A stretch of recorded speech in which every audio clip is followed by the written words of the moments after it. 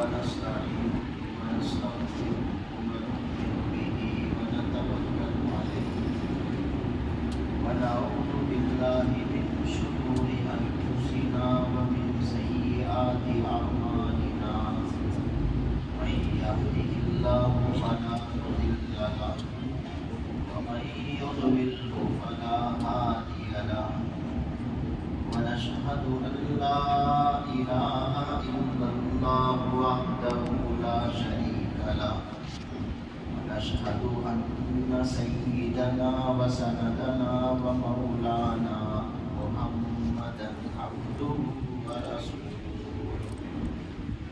صلى الله تعالى على خير خلقه محمد وعلى آله وأصحابه أجمعين أما بعد فأعوذ بالله من الشيطان الرجيم بسم الله الرحمن الرحيم فكلوا مما ذكر اسم الله عليه إن كنتم بآياته مؤمنين وما لكم ألا تأكلوا مما ذكر اسم الله عليه وقد فصل لكم ما حرم عليكم إلا ما اضطررتم إليه وإن كثيرا ليضلون بأهوائهم بغير علم إن ربك هو أعلم بالمعتدين وذروا ظاهر الإثم وباطنه إن الذين يكسبون الإثم سيجزون بما كانوا يقترفون ولا تأكلوا مما لم يذكر اسم الله عليه وإنه لفسق وإن الشياطين ليوحون إلى أوليائهم ليجادلوكم وإن أطعتموهم إنكم لمشركون صدق الله مولانا العظيم. چنانچہ ہر اس حلال جانور میں سے کھاؤ جس پر اللہ کا نام لیا گیا ہو اگر تم واقعی اس کی آیتوں پر ایمان رکھتے ہو. اور تمہارے لیے کون سی رکاوٹ ہے جس کی بنا پر تم اس جانور میں سے نہ کھاؤ جس پر اللہ کا نام لیا گیا ہو حالانکہ اس نے یہ چیزیں تمہیں تفصیل سے بتا دی ہیں جو اس نے تمہارے لیے حرام قرار دی ہے. البتہ جن کو کھانے پر تم بالکل مجبور ہی ہو جاؤ.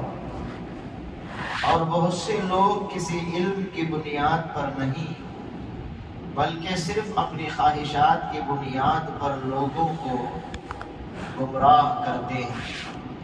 بلا شبہ تمہارا رب حد سے گزرنے والوں کو خوب جانتا ہے. اور تم ظاہری اور باطنی دونوں قسم کے گناہ چھوڑ دو. یہ یقینی بات ہے جو لوگ گناہ کماتے ہیں انہیں ان تمام جرائم کی جلد ہی سزا ملے گی جن کا وہ ارتکاب کیا کرتے تھے. اور جس جانور پر اللہ کا نام نہ لیا گیا ہو اس میں سے مت کھاؤ اور ایسا کرنا سخت گناہ ہے. مسلمانوں شیاطین اپنے دوستوں کو ورغلاتے رہتے ہیں تاکہ وہ تم سے بحث کریں اور اگر تم نے ان کی بات مان لی تو یقیناً تم مشرک ہو جاؤ گے. بزرگان محترم، برادران اسلام، عزیز دوستو، سورہ انعام کی چند آیتیں تلاوت کی اور ان کا ترجمہ میں نے آپ کے سامنے پیش کیا. اس صورت کے اندر زیادہ تر مضامین توحید سے متعلق، شرک کی تردید میں، رد میں ہے، یہ آپ کے علم میں ہے.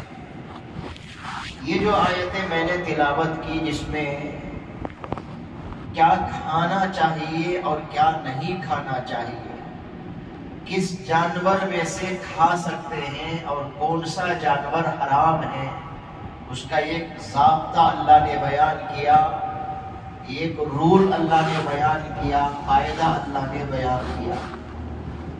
یہ آیت نازل کیوں ہوئی، کس لیے اللہ نے یہ آیت اتاری؟ قصہ یہ ہوا کہ کافروں نے مسلمانوں کو، صحابہ کو ایک طعنہ دیا۔ وہ طعنہ یہ دیا کہ تم ہوتے مردار جانور نہیں کھاتے، ذبح کیا ہوا جانور کھاتے ہو۔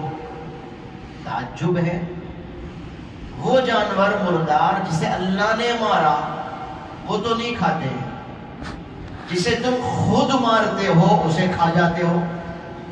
گویا کہ الٹی ایک بات انہوں نے شروع کی، مردار جانور کیوں نہیں کھاتے بھائی؟ جسے اللہ نے مارا ہے وہ تو نہیں کھاتے، خود کہتے ہو مردار ہے مردار ہے، اور جسے تم خود مارتے ہو، چھری پھیر کر کے اسے ذبح کرتے ہو، اسے کھا لیتے ہو، یہ کیسی بات ہوگی؟ اس طرح سے انہوں نے طعنہ دیا تو صحابہ پریشان ہو گئے، اس کا جواب کیا ہو سکتا ہے؟ انہوں نے اس طرح سے طنز کیا، طعنہ دیا تو صحابہ پریشان ہوئے، تو اللہ نے یہ آیت اتاری کہ جس جانور پر اللہ کا نام لیا گیا بھائی بے فکر ہو کر اسے کھاؤ۔ اگر تمہارے پاس ایمان ہے، تم ایمان والے ہو، تم مومن ہو، جس پر اللہ کا نام لیا گیا وہ جانور کھاؤ۔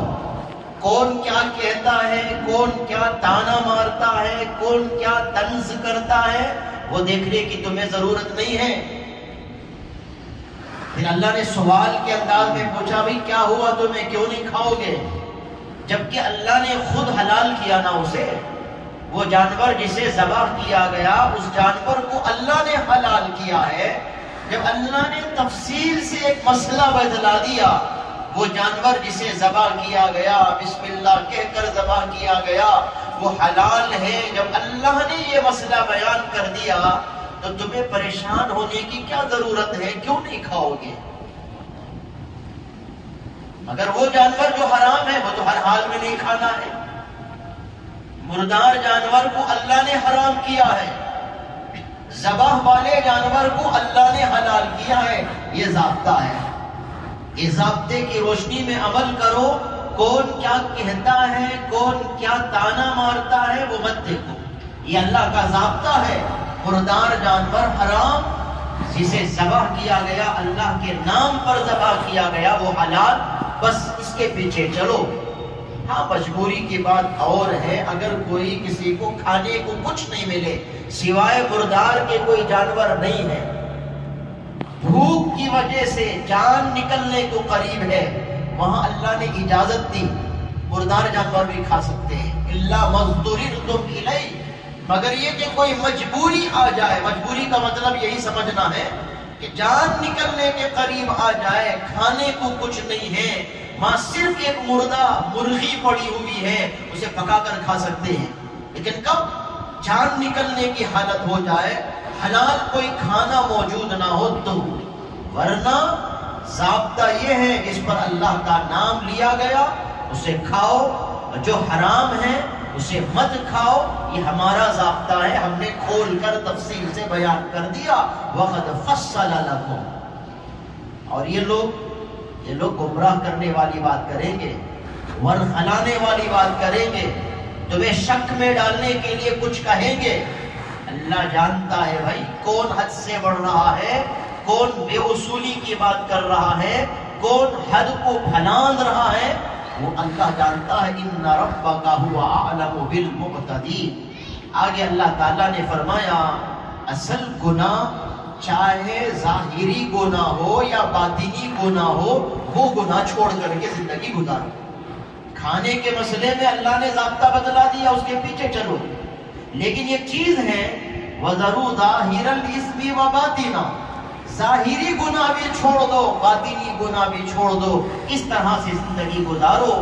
ظاہری گناہ کیا ہے؟ علماء نے فرمایا ظاہری گناہ جھوٹ بولنا، ظاہری گناہ غیبت کرنا، ظاہری گناہ کسی کو دھوکہ دینا ظاہری گناہ، رشوت لینا ظاہری گناہ، سود کھانا ظاہری گناہ، شراب پینا، زنا کرنا، بدکاری کرنا، بدنگاہی کرنا، یہ سب سامنے دکھنے والے گناہ ہیں۔ اللہ کہتے ہیں یہ بھی چھوڑ دو، اور باطنی گناہ بھی چھوڑ دو۔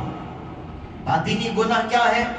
حسد کرنا، تکبر کرنا، دکھاوا کرنا، یہ سب باطنی گناہ ہے۔ لیکن افسوس کی بات ہے بزرگان محترم، ہم صرف ظاہری گناہ کو سمجھتے ہیں، اس سے بچنے کی کوشش کرتے ہیں، یا ملوث ہو جاتے ہیں تو شرمندہ ہوتے ہیں، لیکن باطنی گناہ جس کے ہم روزانہ ملوث رہتے ہیں، اس کی فکر ہم نہیں کرتے کہ وہ گناہ ہم چھوڑ دیں۔ حسد چھوڑ دیں، بغض چھوڑ دیں، کینہ چھوڑ دیں، کینے سے سینے کو پاک رکھیں، اس کی ہم فکر نہیں کرتے۔ اس کا بھی علاج کرنا چاہیے۔ اندر کا جو گناہ ہے وہ ہلاک کرنے والا، تباہی مچانے والا گناہ ہوتا ہے، جو دل کو برباد کرتا ہے اور نماز کی کیفیت کو چھین لیتا ہے۔ ان گناہوں سے بچنے کی، دور رہنے کی ضرورت ہے۔ جھوٹ سے بھی بچنا ہے، غیبت سے بچنا ہے، شراب سے بچنا ہے، سب گناہوں سے بچتے ہوئے حسد سے، بغض سے، کینے سے، ان سب سے، ریاکاری سے، اخلاص کے خلاف کام کرنے سے، تکبر سے، ان سب سے بچنا ہے۔ اللہ کہتے ہیں وَذَرُوا ظَاهِرَ الْإِثْمِ وَبَاطِنَهُ، ظاہری گناہ بھی چھوڑ دو، باطنی گناہ بھی چھوڑ دو۔ کیوں؟ اس لیے کہ جو گناہ بھی کرتا ہے کوئی، اس کا عذاب اسے ضرور ملتا ہے۔ چھوٹے سے چھوٹا گناہ بھی کوئی کرتا ہے، ضرور چند قدموں کے بعد، چند منٹوں کے بعد، چند دنوں کے بعد اس کی سزا سامنے آتی ہے۔ کوئی اللہ والا ہوتا ہے تو وہ سزا محسوس کرتا ہے، ہاں وہ گناہ کی یہ سزا ہے۔ اگر کوئی زیادہ گناہ کرتے چلا گیا، اسے احساس بھی نہیں ہوتا، وہ مصیبتوں میں گھرا ہوا ہوتا ہے، اسے احساس بھی نہیں ہوتا یہ مصیبت آئی کس لیے۔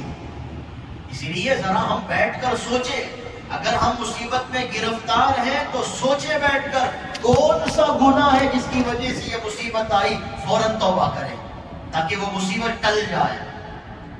اگر یہ احساس نہیں ہوتا ہے کا مطلب دل مردہ ہو گیا، احساس نہیں ہوتا ہے کا مطلب ضمیر مر چکی ہے۔ اس لیے اللہ والوں کو کیا ہوتا تھا، ان سے کبھی لغزش ہو جاتی، کوئی غلطی ہو جاتی، چند منٹوں کے بعد انہیں سزا معلوم ہو جاتی، یہ سزا اسی گناہ کی وجہ سے۔ اگر یہ خیال آ گیا کسی سزا پر، یہ سوچ پیدا ہو گئی کہ یہ گناہ کی سزا ہے، سمجھ لو کہ ہم اللہ کے قریب ہیں۔ اگر احساس ہی نہیں ہے، مصیبت میں ہیں، عذاب میں ہیں، پریشانی میں ہیں، یہ عذاب نہیں آ رہا ہے، تکلیف نہیں آ رہی ہے، یہ خطرے کی گھنٹی ہے۔ غلطی کے فوراً بعد کوئی عذاب آ جانا، کوئی سزا مل جانا، یہ ایک اچھی علامت ہے۔ فوراً عذاب آ گیا، فوراً کوئی تکلیف آ گئی، فوراً کوئی سزا آ گئی، یہ اچھی بات ہے، کیونکہ اللہ کی طرف آدمی متوجہ ہوگا، اے اللہ یہ غلطی کی وجہ سے یہ سزا ہے، مجھے معاف کر دے۔ اگر ہم گناہ کر رہے ہیں، 24 گھنٹہ گناہ میں ہیں، دن رات گناہ میں ہیں، اوڑھنا بچھونا ہمارا گناہ کا ہے، پھر بھی کوئی سزا نہیں ہے، خطرے کی گھنٹی ہے۔ پتہ نہیں کس مہینے میں، کس عمر میں، کس مرحلے میں جا کر اللہ گرفتار مصیبت کرے گا، اور اس وقت ہم مصیبتوں میں گھر جائیں گے، نکلنے کا راستہ بھی نہیں ملے گا۔ یہ خطرے کی گھنٹی ہے، اس لیے ہمیشہ اللہ کی طرف متوجہ رہے، توبہ کرتے رہے، معافی مانگتے رہے۔ یہی اللہ نے کہا جو لوگ گناہ کماتے ہیں انہیں ان تمام جرائم کی جلد ہی سزا ملے گی جن کا وہ ارتکاب کیا کرتے ہیں۔ جب اللہ نے کہا سزا ملے گی تو ملے گی ضرور، لیکن ہمیں چاہیے کہ ہم گناہ سے دور رہیں، گناہ ہو جائے تو توبہ کریں، اللہ سے معافی مانگیں۔ آگے اللہ کہتے ہیں پھر ایک ضابطہ دوبارہ سناتے ہوئے، جس پر اللہ کا نام نہیں لیا گیا وہ مت کھاؤ۔ جس پر اللہ کا نام لیا گیا وہ کھاؤ، جس پر اللہ کا نام نہیں لیا گیا وہ مت کھاؤ۔ آج بہت بے احتیاطی ہے ہمارے مسلمانوں میں کہ کہاں جا کر کھاتے ہیں، کس ہوٹل سے ہم کھاتے ہیں، کون سا گوشت ہم کھاتے ہیں، آن لائن ہم بک کر دیتے ہیں، ڈور ڈیلیوری وہ چیز ہمیں آتی ہے، کہاں سے آئی وہ چیز؟ آیا بسم اللہ کہہ کر ذبح کیا گیا ہوگا کہ نہیں ہوگا؟ ہم اس کو پرکھتے نہیں، سوچتے نہیں، بس کھا جاتے ہیں۔ ممکن ہے کہ وہ مردہ مرغی رہی ہوگی، ممکن ہے کہ وہ مردہ جانور رہا ہوگا، اس لیے احتیاط کرنے کی ضرورت ہے۔ کھانے کے سلسلے میں، گوشت وغیرہ کھانے کے سلسلے میں احتیاط کرنے کی ضرورت ہے۔ خود لے کر، خود ذبح کر کے خود کھائیں، اور دوسرے ہوٹلوں میں یہاں وہاں جا کر کھانے میں ذرا احتیاط برتے کہ پتہ نہیں کہ کون سا گوشت کیسا ہوگا، کس قسم کا ہوگا، کون سا جانور کا ہوگا، بسم اللہ کہا گیا ہوگا یا نہیں کہا گیا ہوگا۔ یہ احتیاط کرنے کی ضرورت ہے، ورنہ حرام کھانے والے ہو جائیں گے۔